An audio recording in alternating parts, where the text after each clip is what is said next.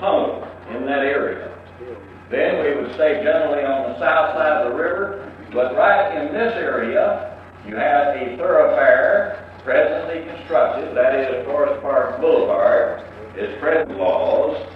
The right-of-way for this project 1985. One church which I believe has already moved since that time.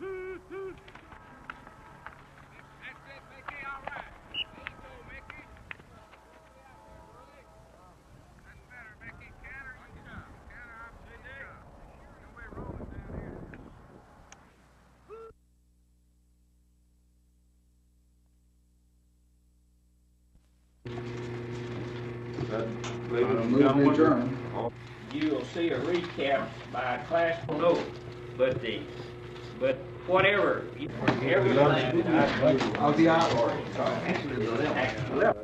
What is it now? Tell me something serious. I can have a serious list. What else now? Tell me.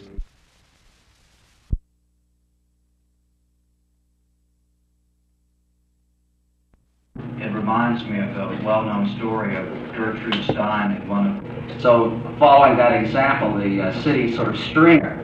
There are two members of the city commission that sit upon, so heavily concentrated in certain nodes, and make a viable Tulsa presentation and ask him to make some comments, which I think will be for.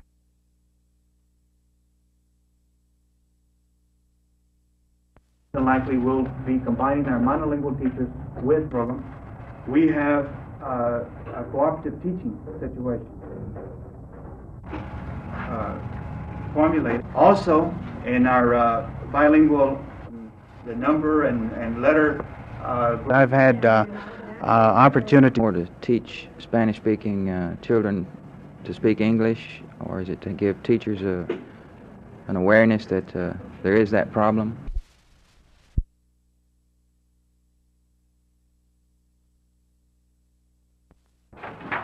Hi.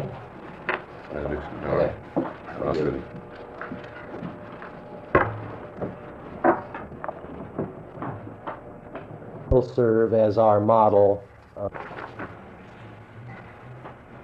I'm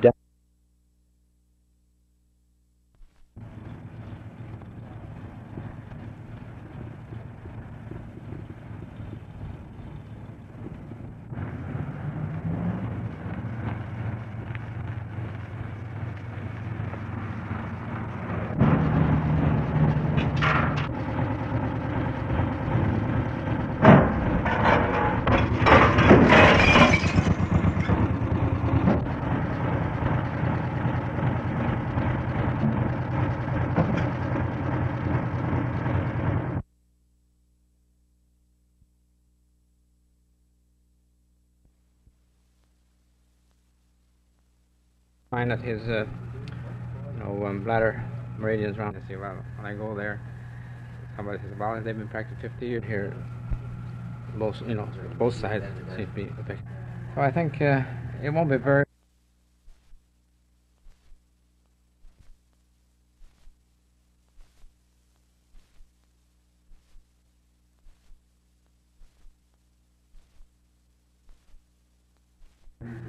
Yes, I appear young, but actually I'm quite an old man, even in Japan.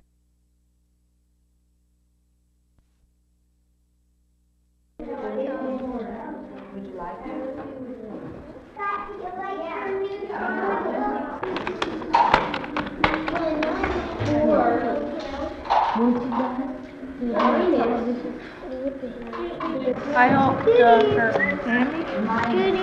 Here. Let's skip this one, okay? Try this one.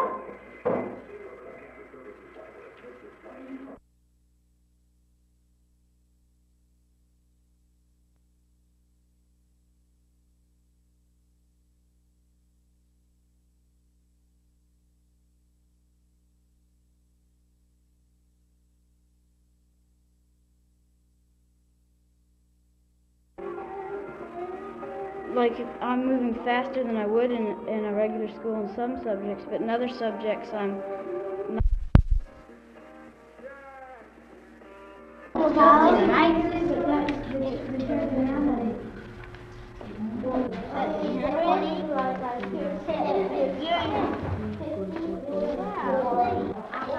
You get $200. Oh, you know what on that? You get, let me see, where is it? What is it? 21. You get $4 if it's red. You want $4? No, if somebody lands on it, they just have to pay.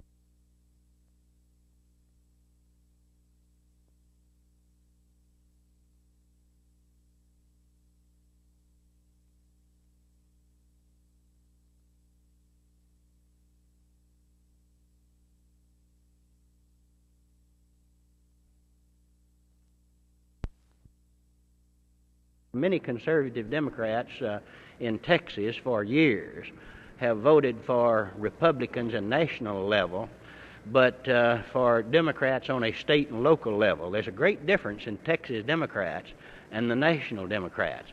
Now, that's what I mean. Maybe you ought to all become national Republicans. No, just because now in Connolly's case, he wants to apparently run for office nationally. Now, if he wants to do that, he needs to become affiliated with, that's the only way he can be effective on a national level. But state and local people can be more effective as conservative Democrats, and then if there is a national Republican here and there they want to vote for, fine.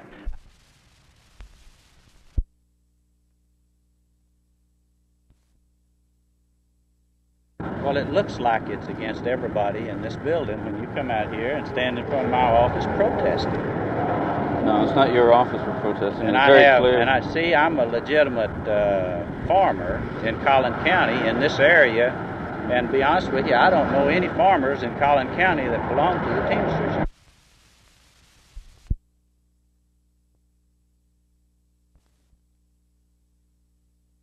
Well, I'm not a politician. I think politicians eventually, gradually, end up stabbing the back of the people and looking after their own interests. And I'm not about to commit that mistake.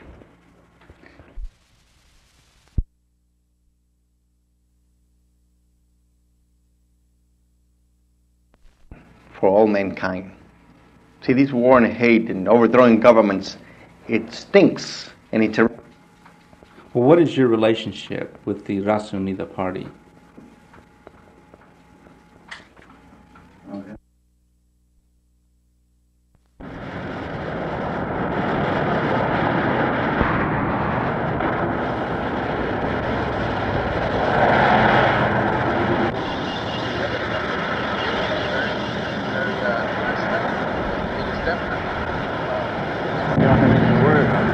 Well, you're out here in front of where my office is.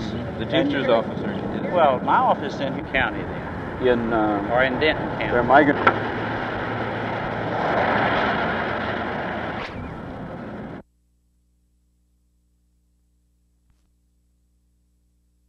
Legislation is under consideration in Austin that would require people like these who want to be on welfare to also be available for work. There are some who say that the legislation proposed, however, would have very little effect from the present situation. They point to California and New York, who have very strict employment requirements. In fact, in both those states, a person has to pick up their welfare check at the employment office rather than getting it in the mail from the welfare department as it is in Texas. In California, the project has been in 13 counties with a total of 13,000 employable persons that were on welfare. Now, a third of those are on regular jobs. 1,800 more are in training programs. Only 1,100 continue to receive welfare, and those 1,100 are required to work on public service projects, like picking up litter or working in offices or wherever they're needed. And 1,700 people completely dropped out of the welfare program because of the work requirements. In New York, 10% of those on welfare never even reported for their checks at the employment office and are out. Another 10% were ruled ineligible after they reported at the employment office. They're out. 5% went to work on regular jobs.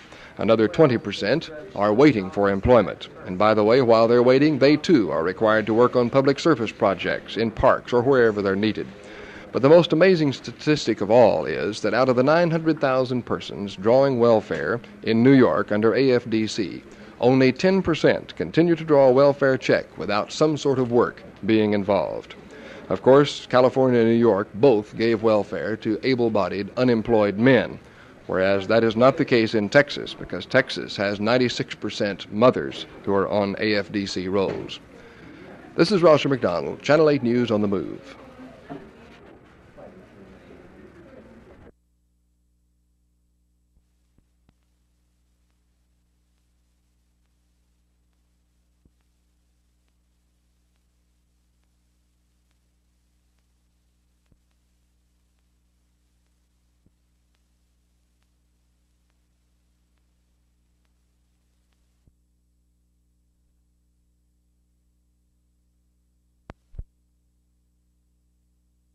Well, 1 year is a great safety factor for an American player. You can learn as much in 1 year out here with the other professionals as you can in, well, you can't compensate for that even with 4 years in college.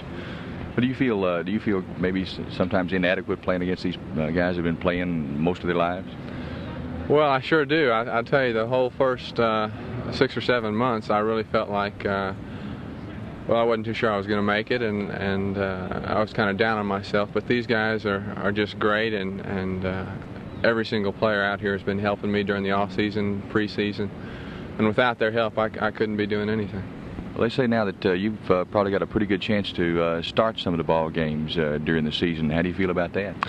Well, I hope I can. I know there's an awful lot of trust and confidence that a starting position holds, and I hope I can fulfill that to the rest of these guys. They've turned their whole life into soccer, and I'm kind of new to the sport, and I just hope I can play with them. What do you do during the off season as far as getting yourself in condition or staying in condition to play this rough a game? Well, I get laughed at a lot. I'm running around on the streets, I guess, every night from about 12 to 1:30.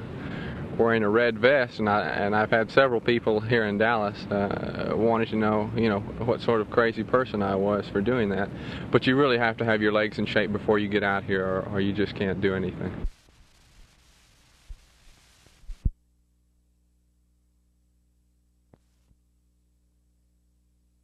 We're extremely satisfied with the effort that we've had, but we're real concerned about having enough people to play a game. We're certainly committed to play one, and we're real happy that we're having it televised in many areas, but we're real concerned about strength of our squad overall, and particularly numbers, so that we can feel good about finishing the game. What is the problem? Injuries? Yes, we have quite a few injuries, and we just don't have a very large squad. We've been working out with 57 people, and I would doubt very seriously if there's another major college that's ever had that few people on a squad. You've been talking about moving Kenny Harrison in at quarterback for a little bit, but now he's hurt. Is this going to change your game strategy at all? Well, for this game it won't, certainly not, but we were real happy with Kenny and the way he worked at quarterback, and we think that he has exceptional ability to play at that position.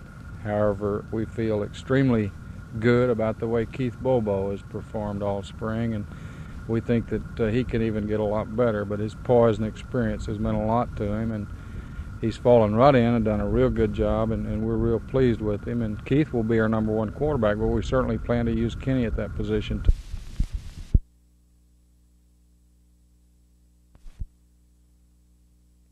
When we prepared our 73 operating budget, which was prepared in June and July of 72, we included in this a projected salary adjustment of approximately 3.6% for classified employees. This includes your management and clerical people, not maintenance personnel, because these rates are set by the Labor Relations Office of HUD. And due to the fact that we did not know exactly what our budget or amount of money we'd get approved, these raises were held up and deferred until we got a budget approval, which was in March, I believe.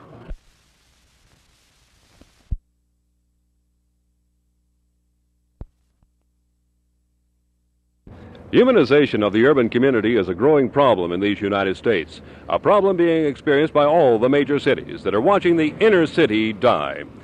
Dallas, for instance, has made great strides toward protecting its inner city. But there is a conference going on at the Southern Methodist University Student Center. It is a conference designed to work out the problems of the inner city and of the urban community. One of the participants is Mr. Andrew Eustace of the Department of Housing and Urban Development. I talked to him about humanization not of the urban community, but of the inner city, the real core of our problem. Jim, I'd like to answer the question, if I could, by just pointing out that Dallas is doing something that could make a difference. For one thing, you just passed the signing ordinance, and I think that's a first step.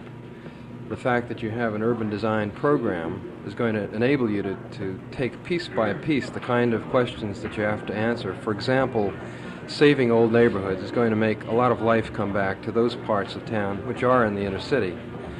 And as you get that kind of life going on, I think that you'll find that people will want to live, be more safety in those parts of town, and more safety means more feeling that there's a place you want to come to. Cities across these United States are being confronted with growth beyond their wildest dreams. Growth that is making many a neighborhood die. It is meetings like this that will hopefully solve those problems for our future. At Southern Methodist University, this is Jim Mitchell, Channel 8 News on the Move.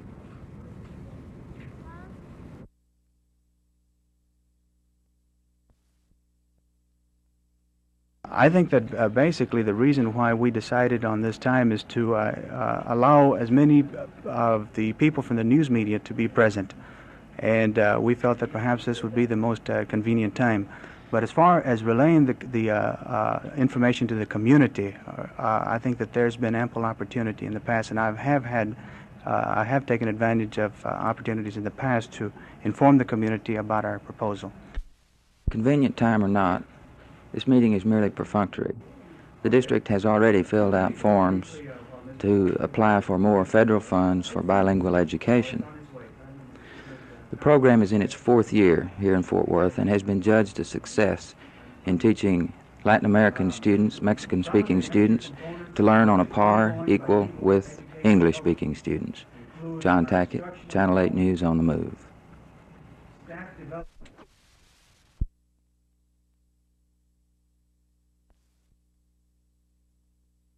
We note that right here in just the year's operation, $10,000 has been earned on this base from the resale of the recyclable materials, and we think that that is considerable.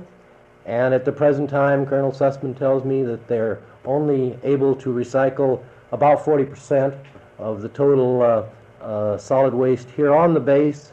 They hope to push that up another 25 or 30% in the near future, and so you see that figure will scoot up to a higher level as technology and sophistication in solid waste management goes forward.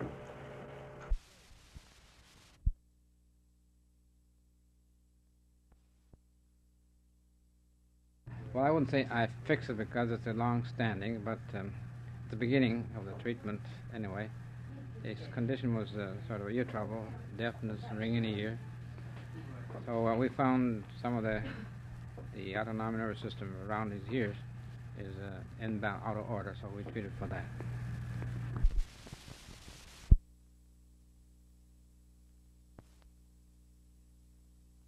On the surface, this may look like a typical classroom in an open area school, but it isn't. It's part of a new breed of alternative schools to the conventional public and private school. It's called a free school, not free in the sense that it doesn't cost anything, but free in the sense that children do as they please, when they please, and where they please. According to one administrator, many look at the school with an eye of skepticism.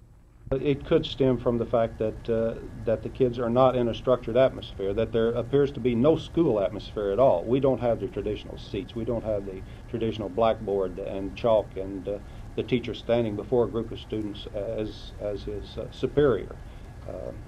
Our teachers try to work as individuals within the groups and as equals to the students and try to teach them and guide them in that way. And this affronts many people. They don't understand. They think that the student, the child, should be subordinate to the adult, and even at the educational level, as in all levels of our society. And we don't feel that way. The school has 3 levels: lower school, middle school, and upper school. It's not accredited, the curriculum is unstructured, and the teachers are generalists. Since the school is not accredited, any student who feels he's ready to graduate must take the high school GED test to get his diploma. The teachers here stress reading and math.